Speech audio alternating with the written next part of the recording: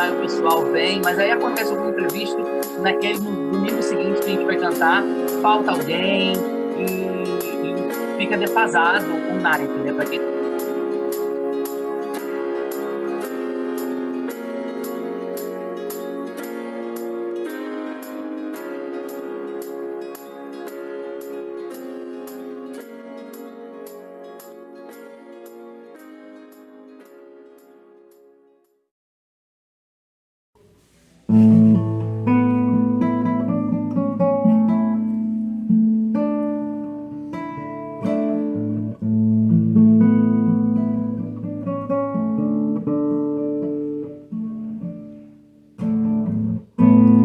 Meu Jesus, Salvador pra mim.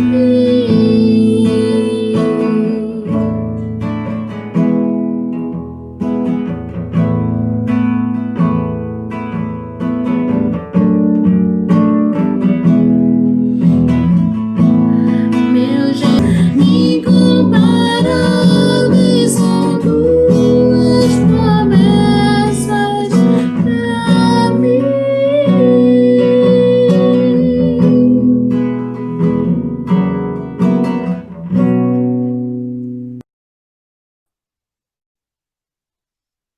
A paz do Senhor a todos. Estamos aqui com a Igreja Presbiteriana de Rio Bonito, né? Quero agradecer ao Fio a oportunidade de estar trazendo esse estudo bíblico, né? Eu sou Fábio Farias, presbítero da Igreja Presbiteriana do Paiol, né? Em Lopes, Presbitério Central Metropolitano. Sou presbítero, sou seminarista também, né? Do presbitério, mas estou servindo na igreja onde eu sou membro. Né? Sou da turma do Fio, estou aí há uns 5 anos, um Fio nessa labuta aí do seminário. Estamos concluindo agora, né? Estamos no 10º período, no último período do seminário. Né? Então, é com muita satisfação que eu tenho essa oportunidade de trazer o estudo à igreja, com satisfação que eu recebo esse convite do nosso amigo Fio. Né? Que Deus esteja abençoando toda a igreja, né, o Fio nessa conclusão aí, junto com a gente. E saudações, né? Saudações da Igreja Presbiteriana do Paiol, do Conselho, do qual faço parte, e do meu pastor, reverendo Ademir Moreira. Reverendo Ademir Moreira, ele é o nosso pastor lá na igreja, também é pastor da igreja do Cabuís, né, na igreja do bairro próximo.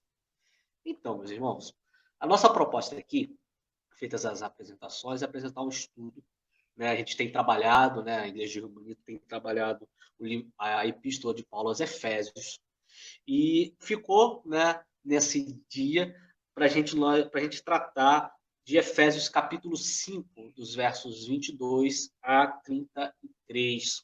Versos 22 a 33. O título, né, na nossa Almeida atualizada é O Lar Cristão, Marido e Mulher. E aí é esse que vai ser o nosso tema, é disso que nós vamos tratar hoje. E então, para a gente estar tratando, eu quero convidar você a fazer a leitura bíblica desse texto, Epístola de Paulo aos Efésios, capítulo 5, dos versos 22 a 33. Né? O título, Lar Cristão, Marido e Mulher. E na página, se você usa a Bíblia Cuinária, é a página 1189. Vamos à leitura? Assim está escrito: as mulheres sejam submissas ao seu próprio marido como ao Senhor. Porque o marido é o cabeça da mulher, como também Cristo é o cabeça da igreja, sendo este mesmo o salvador do corpo. Como, porém, a igreja está sujeita a Cristo, assim também as mulheres sejam em tudo submissas ao seu marido. Maridos, amai vossa mulher, como também Cristo amou a igreja e a si mesmo se entregou por ela, para que a santificasse, tendo-a purificado por meio da lavagem de água pela palavra, para apresentar a si mesmo igreja gloriosa, sem mácula, nem ruga, nem coisa semelhante, porém santa e sem defeito. Assim também os maridos devem amar a sua mulher como ao próprio corpo. Quem ama a esposa, a si mesmo se ama. Porque ninguém jamais odiou a própria carne, antes a alimenta e dela cuida, como também Cristo faz com a igreja, porque somos membros do seu corpo. Eis porque deixará o homem a seu pai e a sua mãe, se unirá à sua mulher, e se tornarão os dois uma só carne. Grande é este mistério, mas eu me refiro a Cristo e à igreja. Não obstante, vós, cada um de per si, também ame a própria esposa como a si mesmo, e a esposa respeite ao marido. Graças a Deus. Bem, meus irmãos, esse é o texto que nós vamos trabalhar nesse estudo bíblico.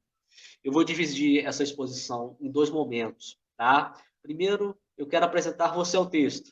Vamos dissecá-lo, vamos compreendê-lo, vamos entender o que Paulo está dizendo, para quem ele está dizendo, qual é o propósito de Paulo. E, em segundo lugar, né, no segundo momento, vamos fazer uma aplicação. Vamos pensar um pouco o que isso significa para a nossa realidade, para o nosso mundo, para nós, hoje, né, nesse desafio de sermos discípulos de Jesus, à luz da palavra. Então, meus irmãos, nesse primeiro momento, vamos entender o texto, vamos compreender o que nós acabamos de ler, né? Você tem aí com o Fio e com os demais irmãos convidados, você tem acompanhado o estudo bíblico na carta aos Efésios. Carta essa que foi escrita por Paulo com objetivo, né, com um tema central, vamos dizer assim, que é a doutrina do senhorio de Cristo sobre o universo, né? Paulo ele vai falar de Cristo como Senhor do universo, de como Cristo predestinou os eleitos, de como Cristo é o Senhor do cosmos e da igreja, né? Paulo ele vai trabalhar isso de forma grandiosa.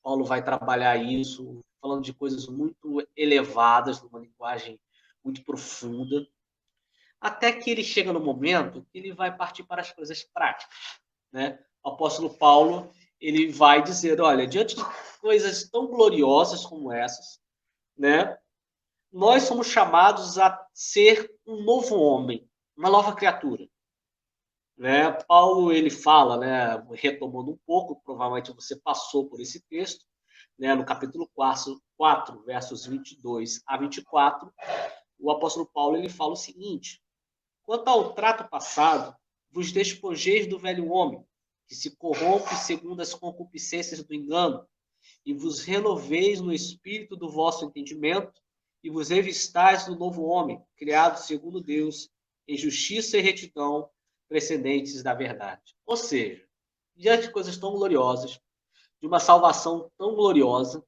nós somos chamados a sermos novos homens, uma nova criação.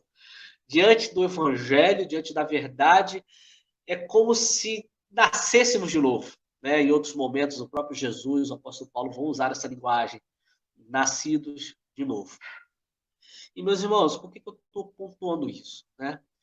Porque a gente tem que compreender que quando Paulo fala de casamento, Paulo vai falar depois dos filhos, dos próximos estudos, vocês vão ver a relação entre pais e filhos. Nesse momento, hoje, né, é sobre marido e mulher.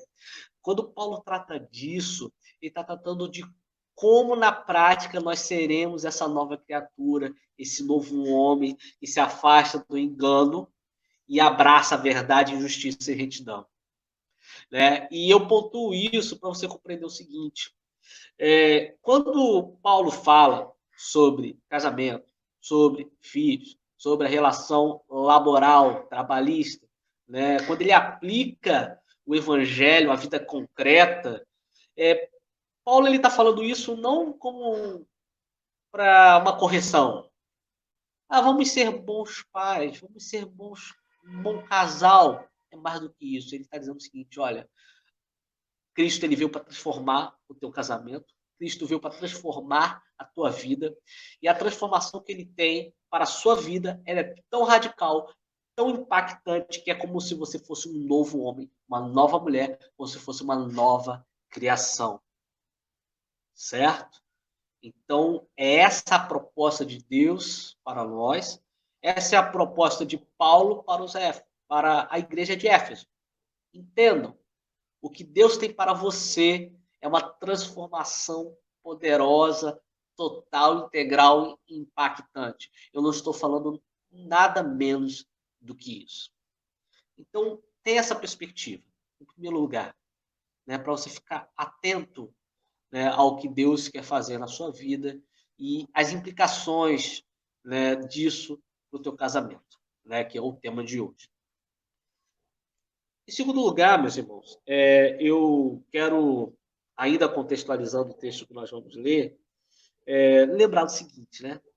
Você teve no estudo passado, e o último versículo, né, que antecede a passagem que nós lemos foi o seguinte: sujeitando-vos uns aos outros no temor de Cristo. Ele conclui a passagem falando isso, né? Sujeitem-se uns aos outros, para depois dizer: as mulheres sejam submissas. E eu falo isso porque eu quero que você se atente a esse verso anterior.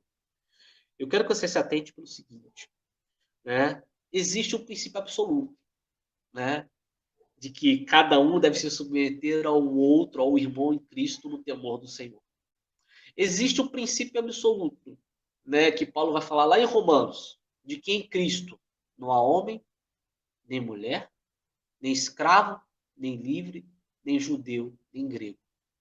De que todos somos iguais, temos a mesma dignidade diante de Deus, todos nós somos chamados a termos um relacionamento pessoal com Deus. Porém, isso acontece, essa coisa que é uma realidade espiritual, ela acontece no mundo concreto. Ela acontece no mundo concreto, de relações, né, entre pais e filhos, entre marido e mulher, entre chefe e funcionário, naquela época, entre senhor e escravo. Ou seja, o princípio que é espiritual, que é eterno, a gente tem o desafio de pegar esse princípio e vivê-lo na realidade que nós estamos, em meio ao pecado, em meio a necessidades e carências, em meio a dificuldades próprias da vida. E é isso que Paulo vai fazer. Ele vai dizer: olha, irmãos, dada a realidade que nós estamos, eu quero dizer para vocês o que o Evangelho tem para dizer. O que o Evangelho tem para dizer às famílias, ao casamento. O que o Evangelho afirma sobre o casamento.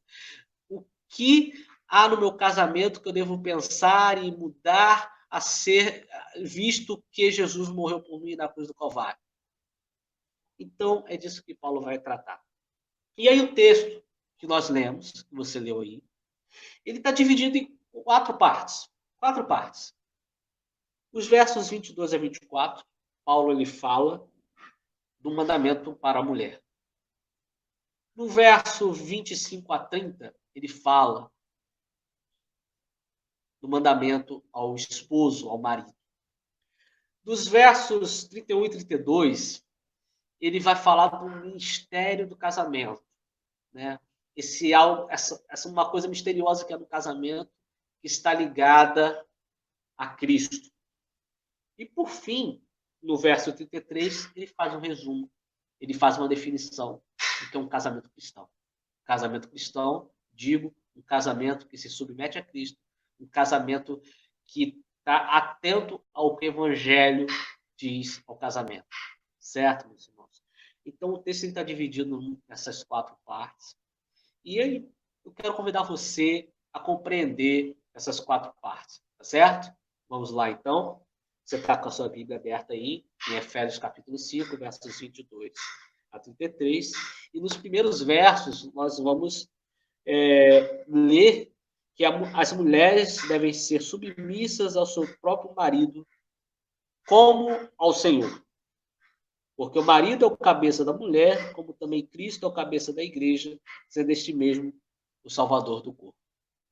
Meus irmãos, você tem mais ou menos uma ideia, né, do mundo em que Paulo vive, né? O mundo greco-romano, um mundo também muito influenciado pelo judaísmo, um mundo em que estava bastante delimitado que o marido era o cabeça da família e a mulher deve se submeter ao homem. Onde está muito bem definido o papel de ambos, está muito bem definido o papel social, né, diante da sociedade desses 2 personagens, dessas 2 posições. marido e mulher. É nesse contexto que Paulo vai falar o seguinte, olha, mulheres, sejam submissas aos seus maridos. Sejam submissas aos seus maridos. E ele vai fazer uma comparação. Como ao Senhor.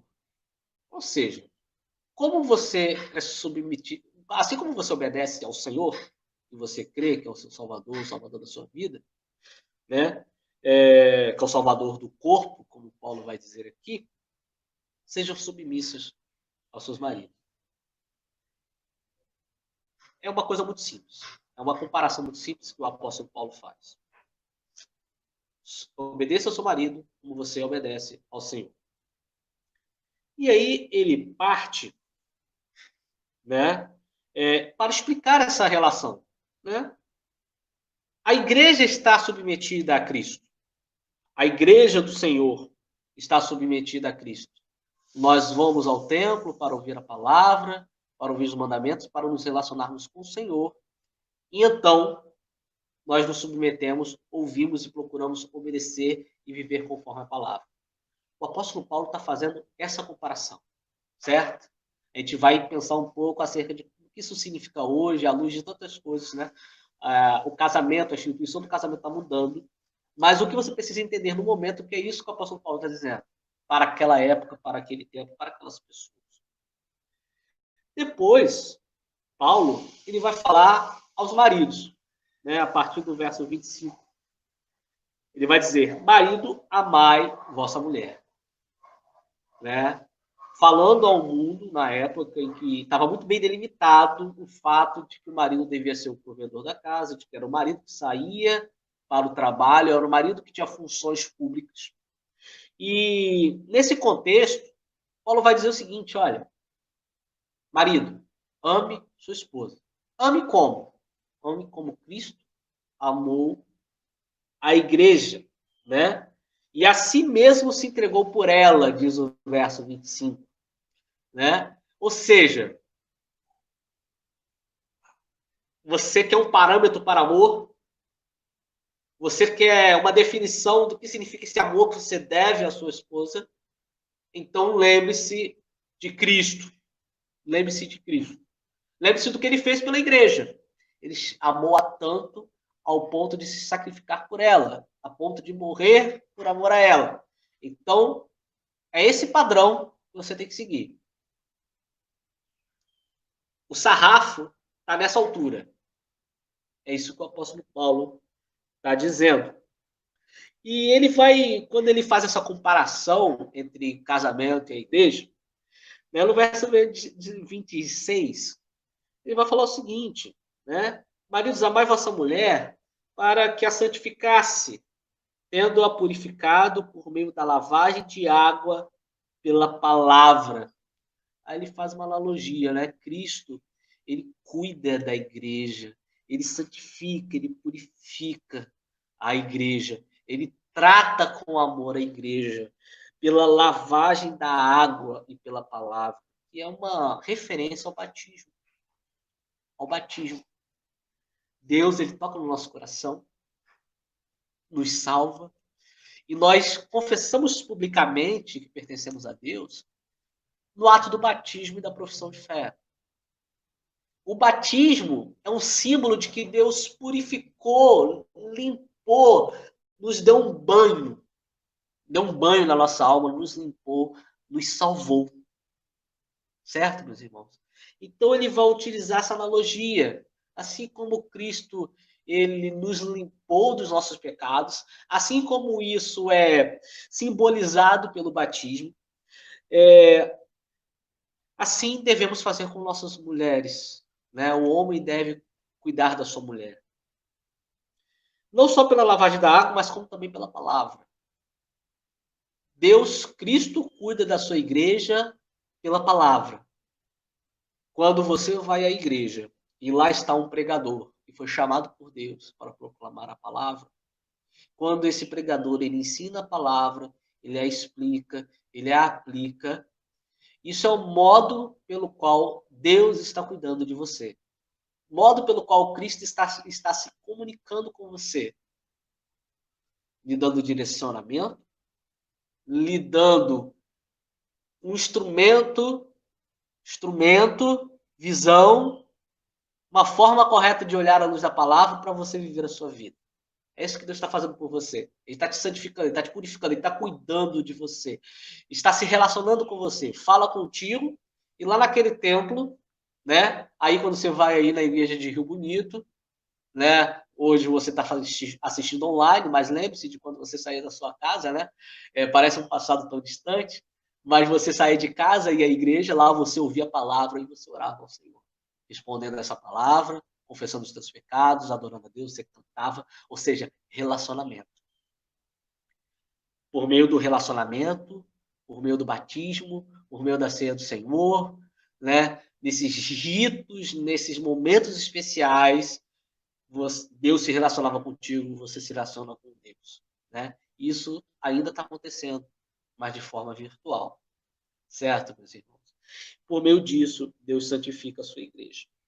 Para apresentar, continua no verso 27, a si mesmo, igreja gloriosa, sem mácula, nem ruga, nem coisa semelhante, porém santa e sem defeito. Por que Deus faz isso tudo com você? Por que Deus colocou alguém na tua vida, um pastor? Por que Deus colocou pessoas para falar da palavra para você? Por que Deus ele instituiu os sacramentos do batismo, que é citado aqui por Paulo, né? Mas também a ceia do Senhor, devemos lembrar disso. Por que Deus instituiu tudo isso? Para te purificar, a fim de, no último dia, te apresentar como igreja gloriosa, sem mácula, sem ruga, nem coisa semelhante, sem defeito. Deus está cuidando da igreja para lá na frente, no momento das bodas do Cordeiro, a noiva se encontrar sem mácula. Assim também, conclui Paulo, os maridos devem amar a sua mulher como ao próprio corpo. Lembra dessa analogia de Paulo, de que a igreja é o corpo de Cristo? Né? Paulo ele fala isso em outra epístola para falar de como cada um tem uma função, né? De como a mão tem uma função, o pé tem outra. O que adianta se todo mundo for mão, se todo mundo for pé? Paulo retoma essa analogia do corpo de Cristo para dizer o seguinte: olha, você não cuida do seu corpo, né? Você, né, a cabeça controla a mente, né? Perdão, a cabeça controla o corpo. E o que a gente faz com o nosso corpo? A gente cuida. Da mesma forma, Cristo cuida do corpo. E da mesma forma, o marido deve cuidar da mulher.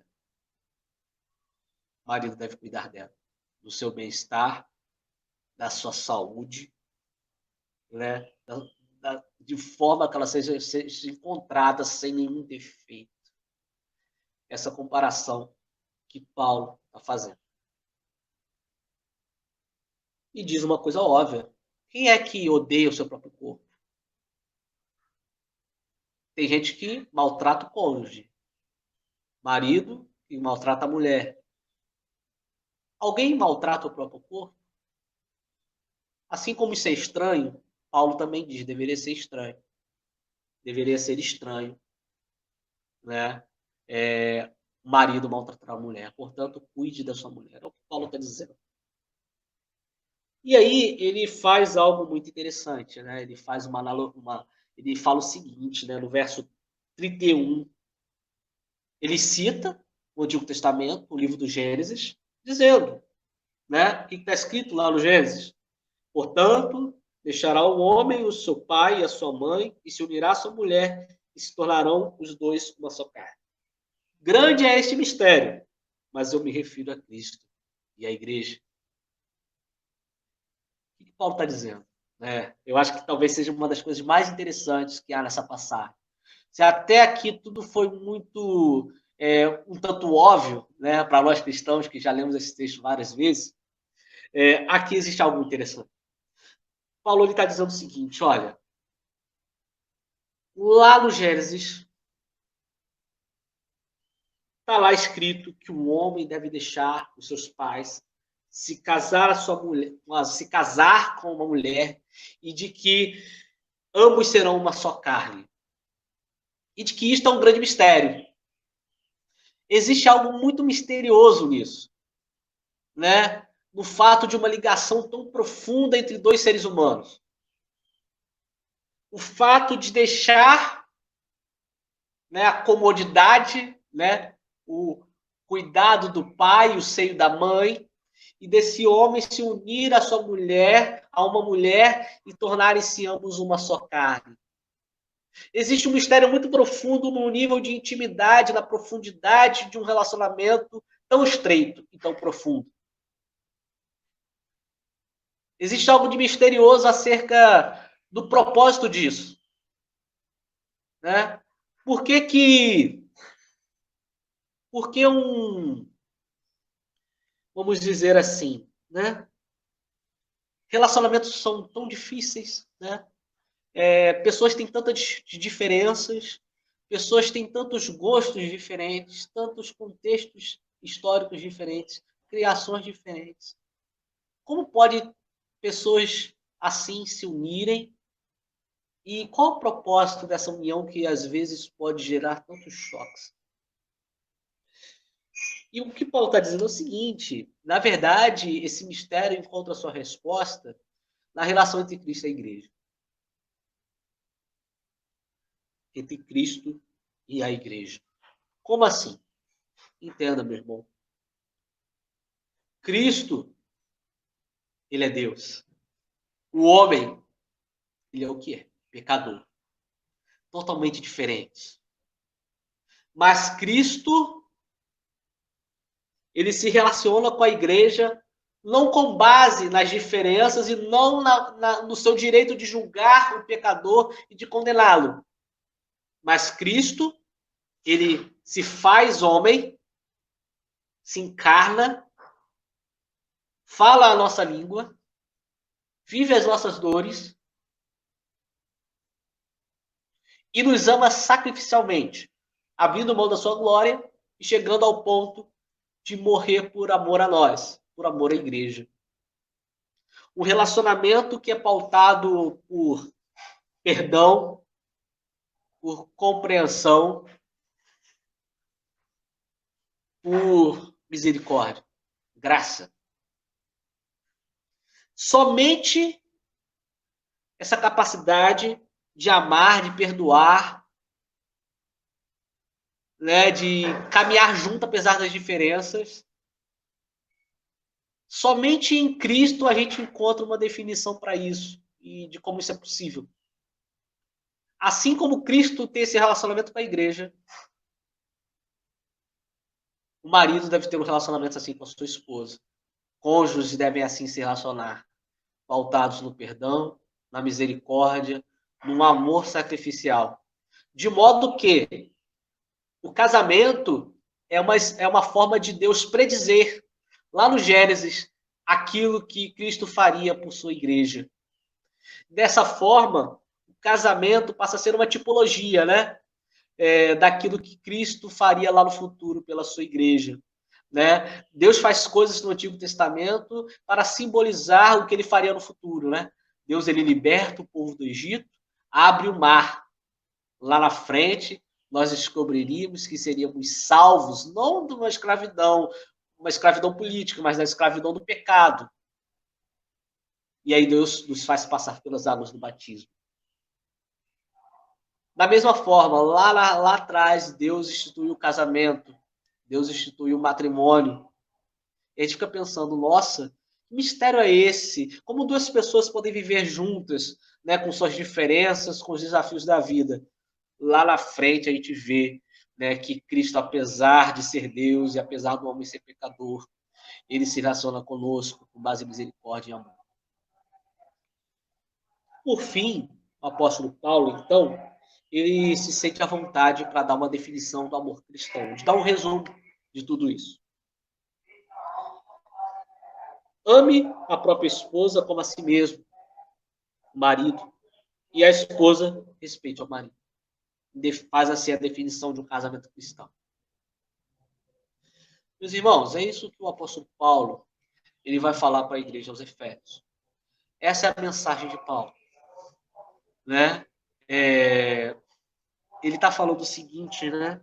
Uma relação que pode ser difícil, uma relação que, de certa forma, pode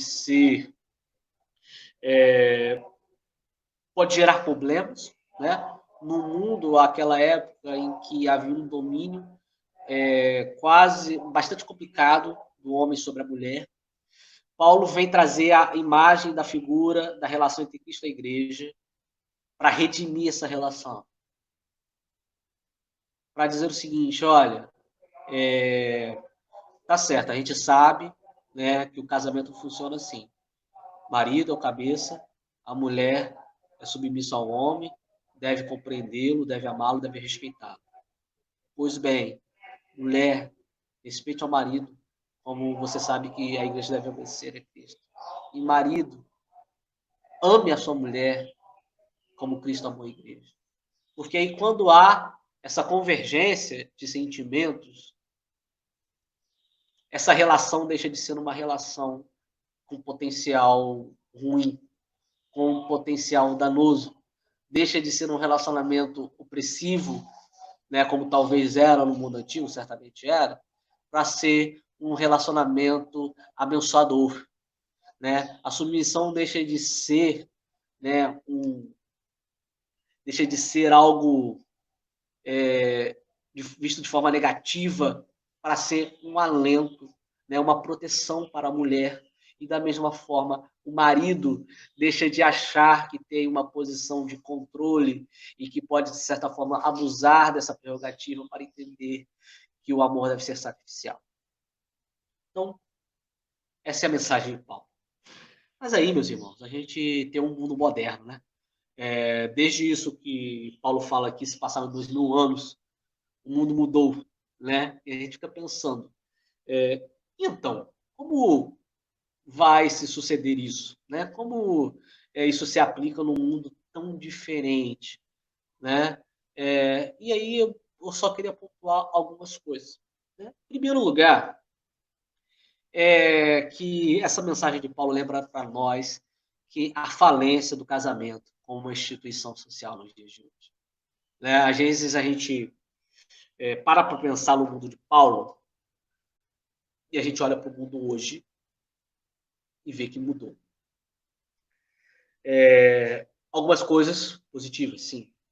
Mas, sobretudo, existe hoje uma batalha, uma luta contra o casamento como uma instituição social. Existe hoje a ideia de que casamento talvez seja algo dispensável e descartável. Certo, meus irmãos? Paulo ele fala uma realidade onde o casamento era uma estrutura bastante definida, certo? E, de certa forma, Paulo ele se vê numa preocupação de dizer o seguinte, olha, existe uma relação de obediência, né? E aí você tem que equilibrar isso um pouco com o amor. Hoje, a gente já vê um outro extremo, onde o casamento ele está tão desmerecido, tão descartável, que às vezes vemos numa posição, né, de que nós devemos valorizar isso, nós devemos valorizar essa relação do casamento, valorizar a união, valorizar a posição do marido e da mulher.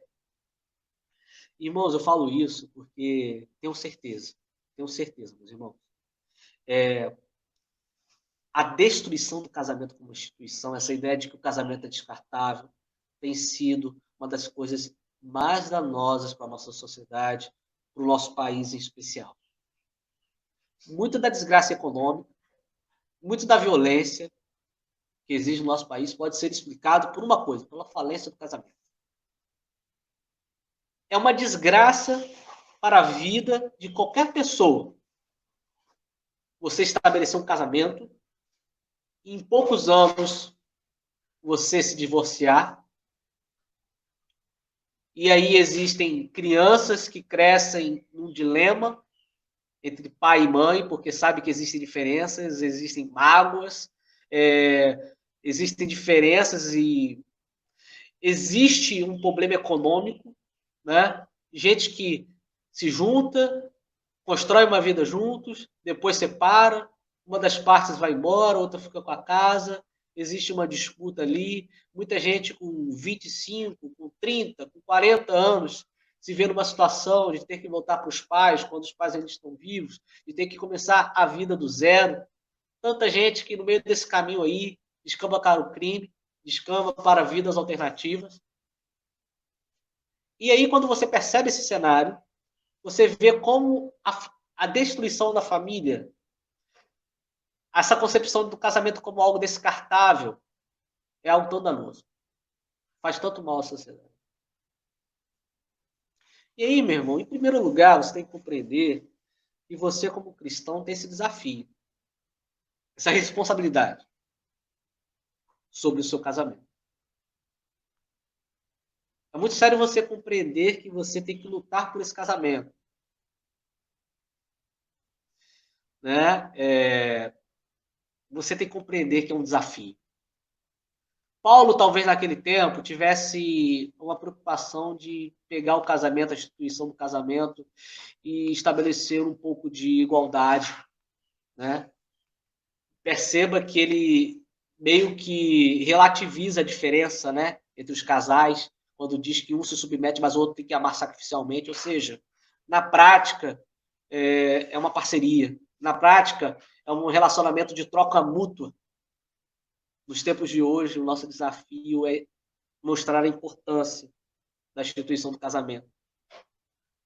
Segunda coisa, meus irmãos, é que a gente tem que redimir o nosso casamento diante de Cristo. A gente tem que pôr o nosso casamento diante do Senhor. Né? Diante do desafio que é viver, né, maritalmente, é necessário colocar o casamento diante do Senhor. Eu li um autor, né, Paul Tournier, né, um médico suíço, muito interessante, né, o livro dele. Eu até estou com ele aqui, né, para você esteja vendo aí, né, para melhor compreender seu matrimônio. Eu li esse livro, né, pensando no texto que a gente está lendo, e ele fala algumas coisas interessantes. E uma das coisas que ele fala é o seguinte: vejam, é justamente no domínio religioso que as pessoas são mais tímidas para se abrir.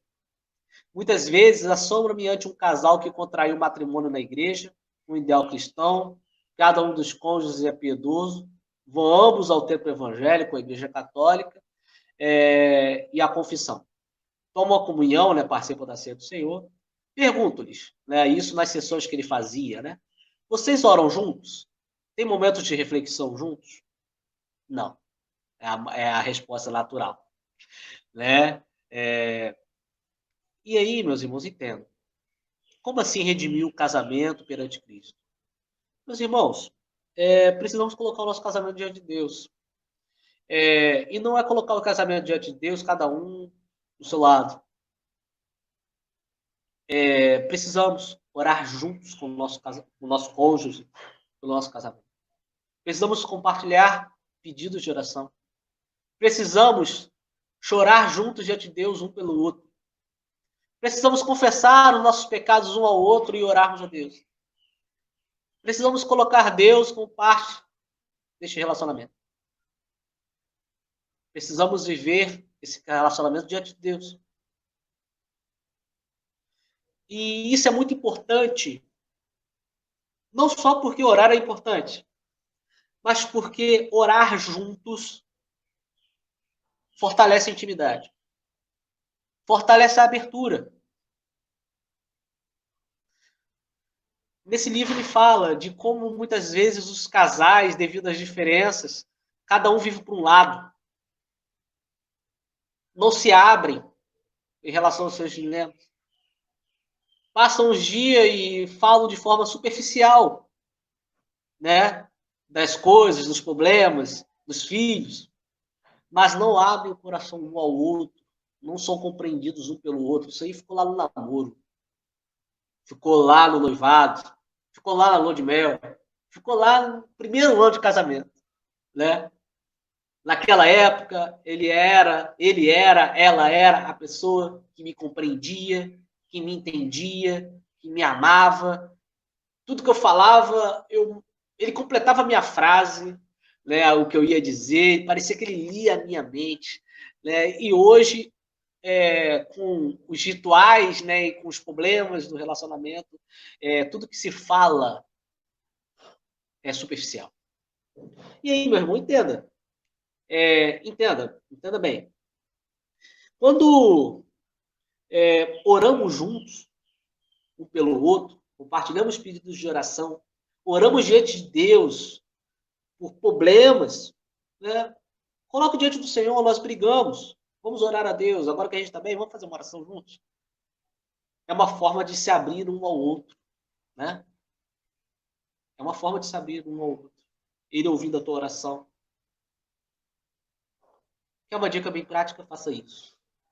Coloque o seu relacionamento diante de Deus, orando junto com o teu esposo, com a tua esposa. Então, o que eu coloquei aqui, né? De forma de aplicação. A falência do casamento como instituição, de que é responsabilidade nossa, a gente tem que pegar essa responsabilidade no nosso braço, entender que é responsabilidade nossa viver o nosso casamento e protegê-lo diante do que o mundo moderno diz. Em segundo lugar, é necessário redimir o nosso casamento diante de Cristo, colocando a nossa vida em oração. Em terceiro lugar, é necessário amor, né? Só que esse amor nós podemos definir em três coisas, né, à luz do texto que lemos: relacionamento, compreensão e perdão. É necessário praticar o amor, porque amor não é sentimento, amor é mandamento. É necessário exercer o amor de três formas: com relacionamento, com compreensão e com perdão. Quando eu falo com relacionamento, eu quero que você lembre do que a gente leu lá atrás, né? De que Cristo se relaciona com a sua igreja pela lavagem do corpo e pela palavra, pelo batismo e sacramentos e pela palavra. Deus se relaciona conosco com todas essas coisas. E a gente tem que entender que nós devemos nos relacionar com nossos cônjuges. Relacionar. Assim como existem momentos marcantes na vida cristã, batismo, a ceia, cultos que marcaram a nossa vida, retiros, assim também o nosso casamento deve ter momentos marcantes, deve ter os seus rituais,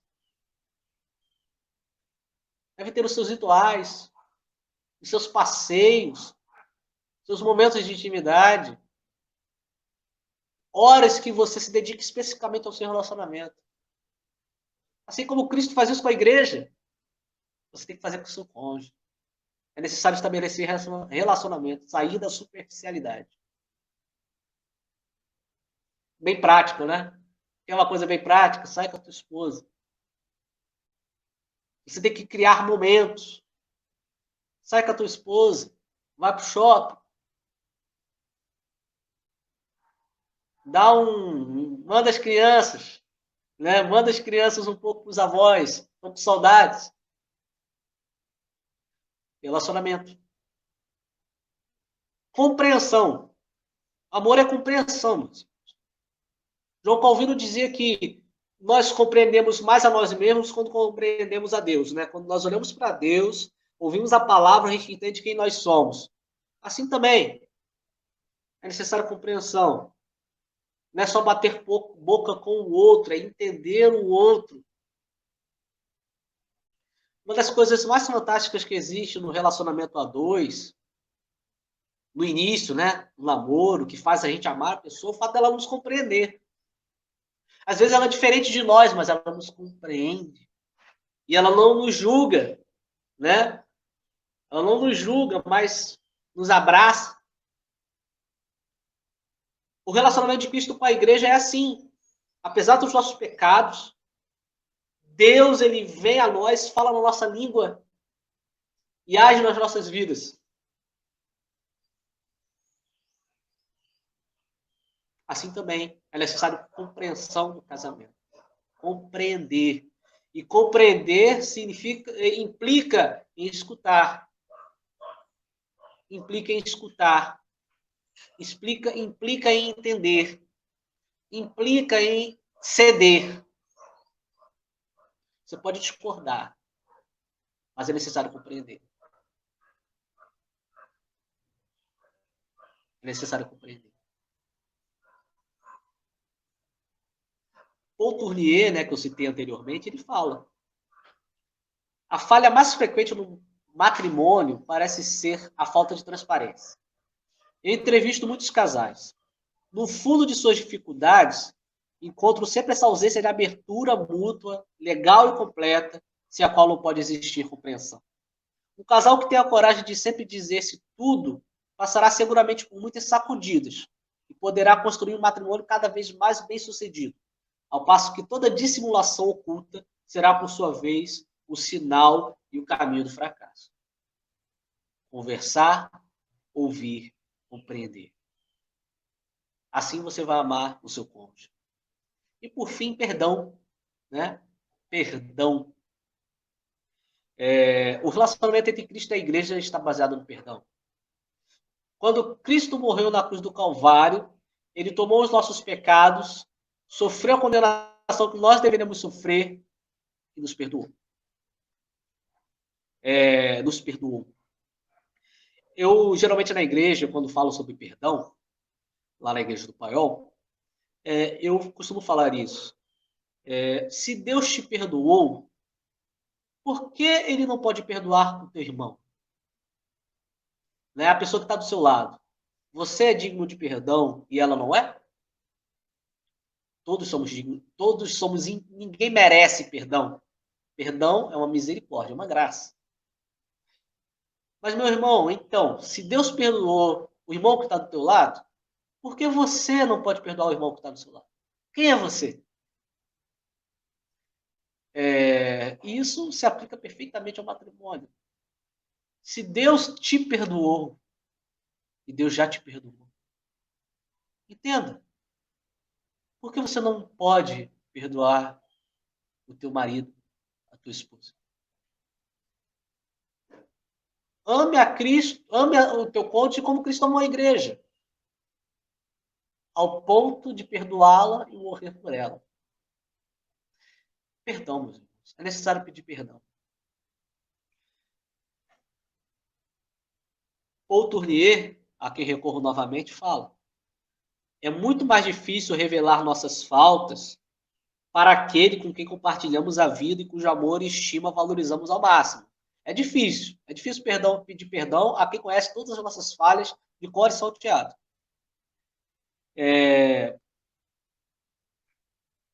Mas quando a reciprocidade, ou seja, quando eu perdoo a ela e ela perdoa a mim,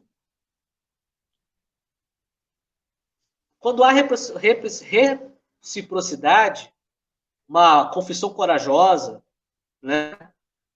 Isso gera um gozo imenso que então os inunda de Tournier. Os inunda e torna-se um reflexo da imensa graça que Deus dispensa à igreja. Ou seja, por meio do perdão do teu cônjuge que Cristo vai trazer à tona o perdão dele sobre a tua vida. Talvez Deus quer perdoar alguém, Deus vai perdoar alguém por meio de você perdoando ela. Recapitulando, é necessário amar. E para isso é necessário relacionamento, como Cristo se relaciona com a igreja. É necessário compreensão, como Deus nos compreende. É necessário perdão, assim como Cristo nos perdoou. É necessário perdão.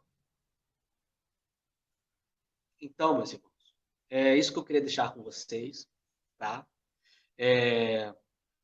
Leia o texto e pense no que eu falei. Pense no que eu falei. Né? Se você não conseguir lembrar de muita coisa do que foi exposto, né? Você pode assistir depois, obviamente, né? A tecnologia nos propicia isso, né? A gente pode talvez pegar aquela pregação, aquele estudo que mexeu com a gente, que a gente quer entender mais um pouco, a gente pode assistir de novo, né? Mas se você não conseguir lembrar de muita coisa, lembre-se dessas 3 coisas. né? Lembre-se em primeiro lugar, né, na verdade. Ame a seu cônjuge como Cristo amou a igreja. E lembre-se que esse amor, ele se manifesta de três formas diferentes. Por meio do relacionamento, de relacionar-se, de compreender-se um ao outro e de perdoar um ao outro. Relacionamento, compreensão e perdão. Tá certo? Então, que você possa guardar isso no seu coração. O meu desejo é que isso possa servir de motivação, de reflexão para você. E que Deus te abençoe. Que Deus abençoe você. Que Deus abençoe o seu relacionamento, o seu matrimônio. Eu estou nisso há pouco tempo, estou casado há uns 3 anos, né, com a minha esposa, Ju. Posso dizer que, lendo isso e refletindo sobre isso, eu refleti sobre muito que nós temos vivido e eu posso testemunhar, né, que pôr o nosso relacionamento aos pés do Senhor é a melhor coisa. Né? Que pôr o nosso relacionamento perante Cristo e amar o nosso cônjuge, né, que tanto bem faz a nós, né, é fundamental para a vida. Então, esse é o meu desejo para você, que você possa viver isso diante de Deus. Tá, meus irmãos? Então, que Deus te ajude, que Deus te abençoe. E eu quero, por fim, né, orar com vocês, né, fazer uma prece ao Senhor pelos nossos casamentos, pela Igreja de Deus, né, que tem esse desafio de construir casamentos fortes num mundo que prega casamentos fracos.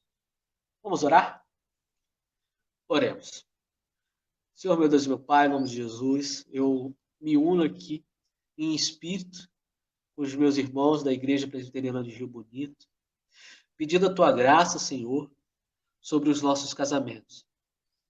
Lembrando, Senhor, que um dia tivemos a alegria, maravilhosa alegria de conhecer alguém que mudou a nossa vida, que nos compreendeu, e que somou à nossa vida coisas que faltavam. E que nós falamos, Senhor, do nosso cônjuge. Se bem que poderíamos falar assim também do Senhor quando conhecemos, o Senhor mudou a nossa vida. Então, Senhor, assim como desejamos estar junto a Ti, obedecê-lo, amá-lo, ter um relacionamento pessoal contigo, que nós também possamos compreender a importância de ter um casamento edificado, de ter um casamento sólido. Ó Deus, que o Senhor possa ajudar-nos a nos relacionarmos, a compreendermos um ao outro, a perdoarmos um ao outro.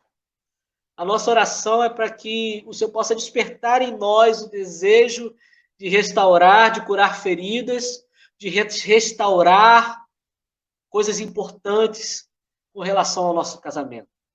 A nossa oração é para que nós possamos servir de exemplo para a nossa família, para a nossa vizinhança. Que nós não possamos envergonhar o Evangelho de Cristo, pelo contrário, possamos em nosso casamento mostrar o que é o Evangelho. Ó Deus, a nossa oração é pedindo a Tua graça sobre nós, reconhecendo o grande desafio que é, mas reconhecendo que o Senhor é poderoso para fazer muito mais do que pedimos ou pensamos. Sim, ó Deus, queremos aqui, singelamente, consagrar o nosso esposo, a nossa esposa, o nosso cônjuge a Ti. Sim, meu Pai, é a oração que nós fazemos em nome de Jesus Cristo. Amém. Amém. Muito obrigado. Que Deus lhe abençoe.